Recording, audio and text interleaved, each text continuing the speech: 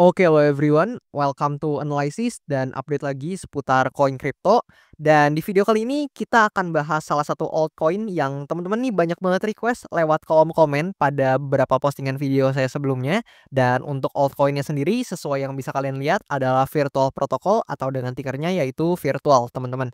Dan buat kalian yang mungkin belum tahu Virtual Protocol nih apa sih, projectnya terkait apa dan lain-lain, kalian boleh banget nonton video pembahasan Virtual Protocol yang pernah saya upload beberapa waktu lalu, karena di sana saya jelasin secara detail seputar Virtual Protocol ini, mulai dari Virtual Protocol ini project apa, sampai ke berbagai data-data seputar virtual yang mungkin menarik buat teman-teman perhatikan.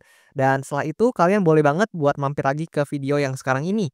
Dan tentu disclaimer dulu ya, bahwasannya video kali ini sama sekali nggak bermaksud buat mengajak teman-teman semua menjual ataupun membeli aset tertentu, dan juga sama sekali nggak bermaksud buat mempromosikan aset tertentu. So, always do your own research karena this is not financial advice. Nah, sebelum saya lanjutin untuk video pembahasannya, di sini saya mau sharing sedikit seputar salah satu event dari BitTime yang menarik banget dan sayang banget kalau kalian lewatin. Dan buat eventnya, teman-teman bisa cek atau lihat di banner yang ada di sini. Dan kalau kita masuk ke bannernya, di sini buat nama eventnya adalah Be My Crypto Valentine. Dan memang buat durasinya ini sedikit lagi, teman-teman. Dan sayang banget nih kalau teman-teman nggak berpartisipasi atau nggak ikut event ini. Dan kalau misalnya kita cek sebentar ke artikelnya atau artikel yang membahas seputar eventnya, di sini kalau kita slide ke bawah, kita akan menjumpai terkait cara berpartisipasinya, di mana sebenarnya ini simple step atau langkah-langkahnya gampang banget. Yang pertama adalah teman-teman harus selesaiin dulu KYC di BitTime ini, dan tentu untuk itu kalian harus punya akun BitTime dulu, dan teman-teman bisa aja daftar akun BitTime lewat link yang tertera pada kolom deskripsi di bawah, ataupun teman-teman bisa pakai aja referral code yang ada di pojok kiri bawah video ini, supaya teman-teman bisa dapat nih bonus atau reward dari BitTime ini. Dan kemudian kalian bisa invite friend atau ajak aja teman kalian buat menggunakan BitTime atau bergabung di BitTime. Kemudian yang ketiga, ini ya yang cukup menarik, di mana kalian tuh bisa lakukan trading pertama di pair perdagangan Palapa/IDR ataupun Palapa/USDT. Dan dari info yang saya dapat nih, kalian tuh bisa dapat bonus reward sampai sebesar 15.000 nih teman-teman, kalau nggak salah. Tapi khususnya ini untuk pengguna baru aja ya, atau buat new user aja yang emang bergabung ataupun daftar di BitTime ini. Dan jangan lupa kalian bisa daftar dengan referral code di bawah supaya kalian bisa dapetin bonusnya juga. Dan kemudian di bagian 4 ini juga menarik, kalian bisa kasih rate atau ulasan untuk BitTime ini sendiri, dan nanti buat perkembangan ya teman-teman bisa pantau aja nih terkait perkembangan dari partisipasi teman-teman di event ini. Dan sedikit intermezzo juga, buat yang keempat ini atau poin keempat, teman-teman itu tinggal ulas aja atau kasih masukan atau ulasan lah ya seputar aplikasi BitTime, dan tentu teman-teman juga harus mengirimkannya melalui Google Form yang disediakan. Dan buat Google Formnya kalian tinggal slash aja ke atas dan teman-teman bisa baca-baca di sini buat dapetin Google Formnya, dan lebih tepatnya di yang sini ya teman-teman. Kalian bisa baca di poin ini dan kalian nanti akan punya akses ke Google Form yang disediakan oleh pihak BitTime ya teman-teman. Dan lebih kurang kayak gitu buat event yang tersedia di BitTime atau lebih tepatnya Be My Crypto Valentine yang saya bahas di sini.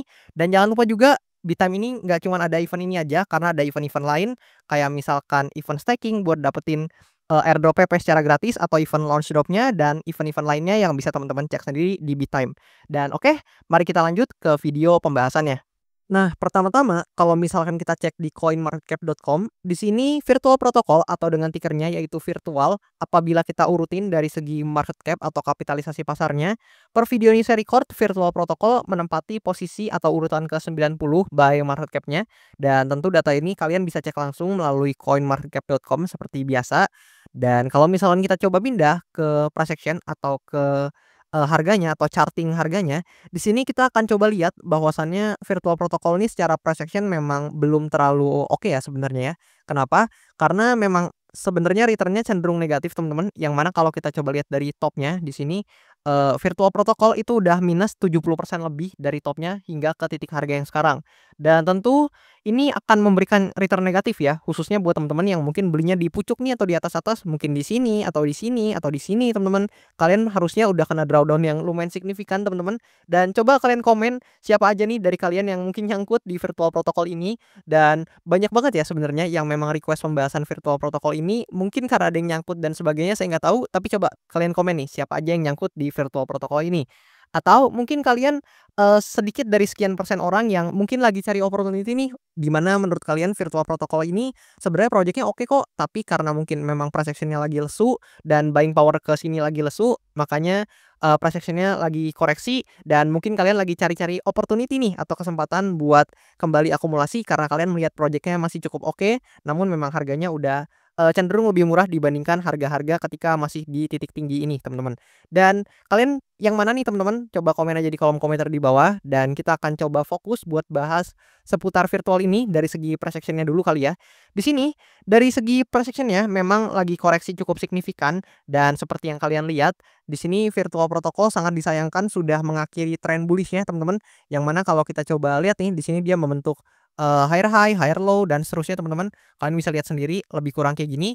Tapi sangat disayangkan di sini dia membentuk yang namanya lower high and then lower low teman-teman dan secara otomatis mengakhiri, fase bullish-nya teman-teman ya, atau mengakhiri bullish sequence-nya dan sekarang udah masuk ke fase bearish-nya. Yang mana di sini pada terakhir kali untuk saya bahas virtual atau terakhir kali saya sempat review atau bahas seputar virtual ini, kalau nggak salah teman-teman, di situ saya bahas ketika virtual ini masih di kisaran harga ini dan waktu itu saya notice ya memang ya, ini, pada saat itu masih jadi demand zone dan waktu itu saya kasih ke probability atau kemungkinan yang mana konfirmasinya adalah, demand zone ini kalau di breakdown maka saya katakan pada saat itu dia akan coba testing ke area sini teman-teman, important area yang di sini. Dan kalian bisa notice itu udah saya gambar dari sejak pembahasan video lalu dan itu secara historis dapat kalian lihat secara jelas. Jadi harusnya teman-teman bisa cek sendiri apakah yang saya katakan ini benar atau enggak. Dan pada saat itu masih jadi demand zone ya. Dan memang di sini kalau kalian lihat ini areanya sempat menahan pergerakan virtual ini sekali teman-teman yang di sini. Nah, kalian bisa notice nih ada candle hijau ya, yang mana ini membentuk suatu pergerakan yang cukup bullish namun sangat disayangkan memang, dia cuman bisa menahan pergerakannya sekali dan after that memang diiringi lagi dengan tekanan jual yang signifikan dan harus di-breakdown teman-teman. Dan seperti yang kalian lihat ya, di sini breakdown-nya juga cukup, bisa diamati dengan seksama atau bisa diprediksi dengan seksama karena dia turun and then testing dulu baru koreksi lagi teman-teman. Dan what next buat price action dari virtual ini, di sini ya saya bisa kasih teman-teman beberapa posibilitas atau probability yang mungkin terjadi sama virtual protokol ini. Tapi tentu disclaimer alert bahwasannya ini sama sekali bukan saran finansial, bukan sama sekali saran buat jual beli dan harapannya teman-teman, bertanggung jawab atas portofolio kalian dan do your own research ketika hendak bertransaksi di aset tertentu. Dan probability pertama atau lebih tepatnya kemungkinan yang pertama, di sini mungkin ya, jika memang tekanan jualnya terus menguat dan juga tidak diiringi dengan tekanan beli yang cukup signifikan juga, maka mungkin kita akan bisa melihat virtual protokol ini kembali koreksi ke level-level harga yang lebih rendah, di mana mungkin aja di sini dia cuman, testing aja teman-teman. Let's say dia kayak gini teman-teman. Nah, lebih kurang kayak gini mungkin aja dia coba koreksi lagi dan targetnya adalah demand zone yang ada di bawah sini, mengingat ini adalah area support ya yang sebelumnya sempat menahan juga pergerakan harga virtual dan sempat jadi resisten sebelum harga virtual ini melambung tinggi. Dan sampai sekarang, ketika area ini udah di breakout, kita belum pernah lagi bermain di bawah area demand zone yang ada di sini. So, mungkin demand area ini adalah salah satu area yang patut atau pantas banget kalian tinjau atau, wajib banget kalian tinjau. Dan kalau misalnya kita coba gunakan tools Fibonacci juga, misalkan kita coba tarik dari yang sini teman-teman. Nah, lebih kurang kayak gini, kalau kita lebarin, lebih kurang outlook-nya kayak gini ya. Dan mungkin di sini saya coba sedikit presisiin biar lebih jelas juga. Nah, lebih kurang kayak gitu dan teman-teman nih bisa lihat bahwasannya di sini ya, kalau kita notice buat, area-areanya yang mungkin ada dari, Fibonacci-nya atau terlihat dari Fibonacci-nya, di sini kalian bisa lihat bahwasannya, area 1,618-nya udah di-breakdown yang mana nih tepat ada di demand zone di sini dan buat area 2,618-nya ini ada di kisaran, demand zone yang selanjutnya yaitu yang di sini teman-teman. Lebih kurang kayak gitu sebenarnya dan mungkin ya, seperti yang tadi saya katakan demand zone ini bisa menjadi key point yang teman-teman perlu perhatikan untuk pergerakan-pergerakan selanjutnya dari harga virtual ini. Dan hopefully memang nggak breakdown karena jika memang demand zone ini di-breakdown maka, eee, virtual secara bias akan sangat bearish teman-teman bagi para pelaku pasar karena dia udah mengubah demand zone yang krusialnya menjadi resistance dan ada potensi untuk virtual ini bisa koreksi ke harga-harga yang lebih rendah lagi teman-teman. Dan di sini ya, kalau misalnya kita berbicara probabilitas tentu kita nggak bisa lihat yang buruk-buruknya aja, dan di sini kalau misalkan kita coba buat probability bullish-nya maka yang bisa teman-teman perhatikan konfirmasinya adalah supply area di sini dan if virtual ini dalam pergerakannya ini ternyata berhasil nih, terbang dan melewati atau breakout dari supply areanya yang di sini, maka sebenarnya virtual ini punya potensi atau kesempatan buat melanjutkan kenaikannya setidaknya untuk testing atau coba testing di, supply areanya yang ada di sini, teman-teman. Nah, kayak gini, mungkin aja dia akan coba, testing ya ke supply areanya yang di sini, mengingat teman-teman kalau kalian lihat sebenarnya di sini ada semacam fair value gap yang besar dan belum di-fill, teman-teman. Yang mana ada di sini. Nah, kalau kita coba gambarin, ini ada fair value gap teman-teman yang belum di-fill ya, lebih kurang segini dan ini juga beririsan dengan area resistance-nya, yang mana kalian bisa notice sendiri lebih kurang kayak gini. Buat teman-teman yang ngerti juga pasti pada lihat nih untuk area imbalance di sini dan ada posibilitas jika memang, virtual ini bisa breakout dari resistance yang ada di sini, maka ada potensi dia bisa testing ke area resistance selanjutnya dan coba fill juga nih untuk fair value gap yang tertera di sini, teman-teman. Lebih kurang kayak gitu untuk, probability-nya seputar virtual. Namun yang perlu saya tekankan teman-teman harus realistis karena memang price action-nya secara garis besar ini lagi bearish dan ditambah stochastic RSI yang, udah mendekati overbought. So, jika memang stochastic RSI ini mulai, jenuh dan mulai turun teman-teman, maka mungkin aja bisa diikuti oleh price action-nya juga. So, harapannya kalian bisa notice konfirmasi-konfirmasi seperti supply area di sini dan juga demand zone yang ada di sini dan tentu itu adalah key point yang perlu kalian perhatikan. Dan kalau kita coba lihat dari segi data, kalau kita buka token terminal, nah kayak gini, kalian tuh bisa lihat sebenarnya data dari virtual protocol ini nggak terlalu menarik ya. Di sini merah-merah semua, bahkan, token trading volume-nya dalam 30 hari terakhir ini minus 56,3% itu cukup besar teman-teman buat, penurunan token trading volume-nya. Dan kalau kita coba lihat di coin analyze juga, di sini kita coba lihat nih. Di sini kita akan coba lihat bahwasannya open interest dari virtual protocol dalam 24 jam terakhir ini juga minusnya cukup besar, yaitu di angka minus 26,43%. Dan kalau misalnya kita coba lihat juga dari segi mindshare, nah ini yang sebenarnya cukup, membuat lega mungkin para holder dari, virtual protocol ini karena memang sebenarnya narasi AI agent dan juga narasi AI masih menjadi salah 2 primadona teman-teman.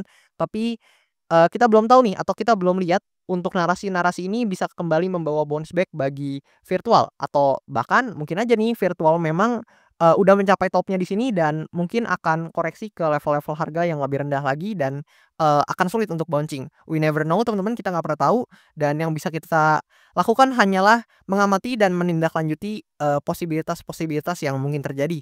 Dan kalau kita coba lihat dari sini juga buat teman-teman yang juga belum tahu, sebenarnya virtual protokol ini juga di-back atau di-invest oleh berbagai venture capital yang nama-namanya kalian bisa lihat di sini.